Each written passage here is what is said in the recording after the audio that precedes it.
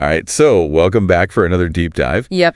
And today we are looking at something kind of different, Yeah. something visual. We're going to be talking about flags, Oh, cool. specifically green and white flags. Oh, right. And the source material that we're using today comes from the top tens. Interesting. And it's one of their user-generated lists. Oh, fun. So just a heads up, we're not going to be diving into right. real in-depth vexillology or anything. Gotcha. We're just going to be looking at what this particular user put on their list Sounds good. and sort of seeing what interesting things we can find along the way. I like it. So the first one that caught this user's eye Yeah.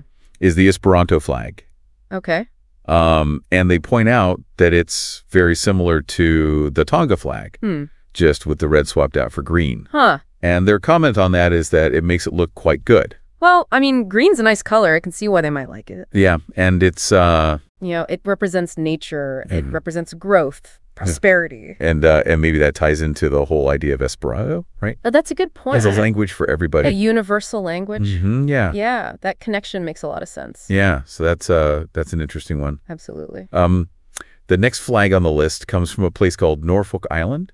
Norfolk Island. Have you heard of that one? I can't say that I have. So it's an Australian external territory. Oh, okay. I don't know much about external territories, but I guess they're kind of like, Well, they're sort of like a hybrid. okay, They have their own government, their own laws, but they're still tied to a larger country. I see. In this case, Australia. So they have a certain degree of autonomy. Exactly. Interesting. But they also rely on the larger country for certain things like defense and foreign affairs. Okay. And a separate flag is a way for them to express their own unique identity. Right, yeah. While still acknowledging that connection. So it's like they get the best of both worlds in a way. Kind of, yeah. That's cool. It's a delicate balance. It is, yeah. It works for them. All right, so moving right along. Okay. We come to the Pakistan flag. All right. And this one, the comment is less about the flag itself Oh. and more about the country. The commenter here kind of goes on a little bit of a geographical detour, Interesting. highlighting the country's diverse landscapes and history. I mean, it makes sense. Yeah. Flags are often more than just symbols. Right. They evoke a sense of national pride. They represent a shared history, culture, and even geography. Yeah, you're right. It's like the flag is a visual shorthand Okay. for a whole nation's story. Wow, I like that. It's a powerful thing. All right, so this next one is pretty funny. Okay. So the comment on the Saudi Arabia flag starts off with the person saying that they used to mistake the Arabic script for grass. Oh, wow. But then they go on to say that the green actually makes it a beautiful flag. It is a striking flag. Yeah. The green is very vivid. It is, yeah. And, calligraphy on flags isn't super common. Yeah, I don't think I've seen that very often. But it can definitely add a unique artistic touch. I agree. And in the case of the Saudi Arabian flag, the script is actually the Shahada, Which is? the Islamic declaration of faith. Oh, wow. So it's not just decoration, it's a core part of their religious identity. Okay, so that is super interesting. Yeah, it's a powerful example of how a flag can represent something much deeper than just its appearance. Absolutely. Okay, so moving on, Yeah. we have the Rotterdam flag. Rotterdam. And this is where we start to get into a little bit of a design debate. Oh. So one commenter says that it looks like a horizontal Nigeria, Huh.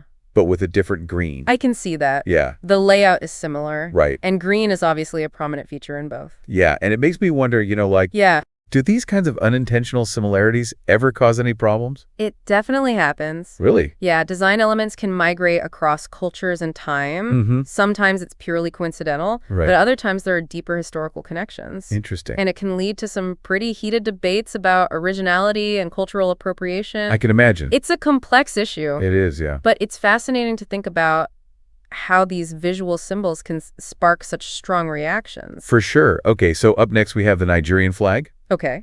The comment here is simple, just appreciating the cool green color. Well, it is a very striking green. Right. I can see why someone would like it. Yeah, and I was thinking, does the shade of green matter? Oh, absolutely. Yeah. Different shades of green can evoke different feelings. A bright, almost neon green might symbolize energy and vibrancy, Okay. while a deeper forest green could represent stability and tradition. Oh, interesting. Yeah, it's all about how those colors interact with our subconscious Right. and how they connect to existing cultural associations. Wow, it's pretty crazy how much thought goes into these things. It is, isn't it?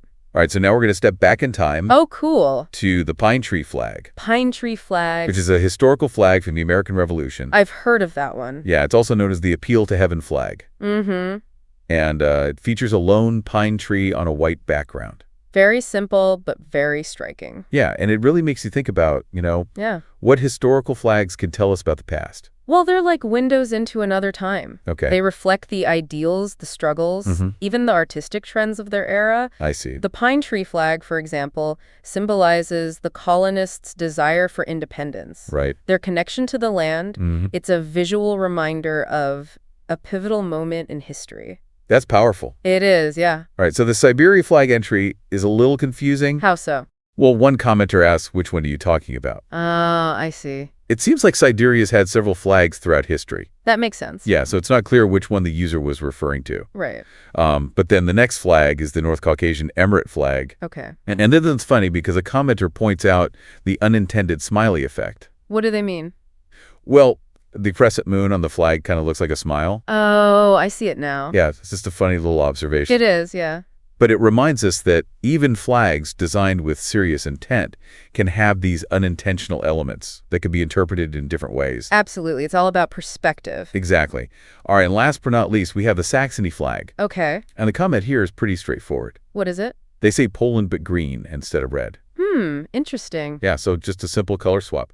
But I imagine that has a significant impact on the meaning. Yeah, I was thinking the same thing. Right, because colors carry so much symbolism. Red often represents passion, revolution, Okay. whereas green can symbolize peace, prosperity, nature. So that one little change Yes. can really change the whole feel of the flag. Exactly. It's a subtle change with potentially big implications. Well, I think we've covered quite a bit of ground today. We have. From design debates to historical insights. All thanks to a simple list of green and white flags. It's amazing how much depth and symbolism these things can hold. It really is, and it leaves us with a thought-provoking question. Okay. How does the color green, in all its shades and contexts, shape the way we perceive a flag and the nation it represents? Oh, that's a good one. It's something to think about. It is, and if you want to see these flags in all their glory, Yeah.